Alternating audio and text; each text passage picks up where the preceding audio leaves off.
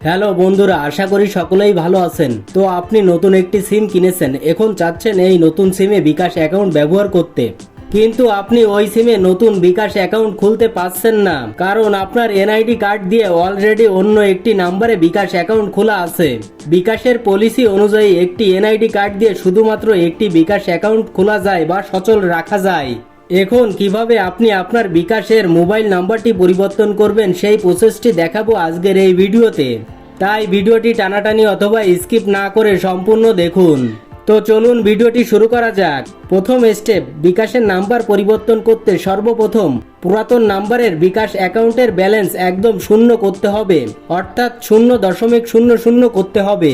দ্বিতীয় স্টেপ, বিকাশের কোনো লোন থাকলে তা পরিশোধ করুন, আর সেভিং থাকলে তা আগেই বন্ধ করে নিন।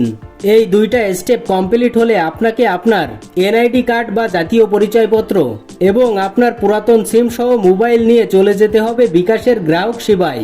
আপনার নিকটস্থ গ্রাহক সেবায় লোকেশনে আপনি চলে যাবেন। তারপর বিকাশের গ্রাহক সেবায় বলবেন আপনি আপনার বিকাশ অ্যাকাউন্টের নাম্বারটি পরিবর্তন করতে চান। এরপর তারা আপনার বিকাশ অ্যাকাউন্টটি পার্মানেন্ট ক্লোজ করে দিবে, যার ফলে আপনার এনআইডি কার্ডটি সম্পূর্ণ ফ্রি হয়ে যাবে।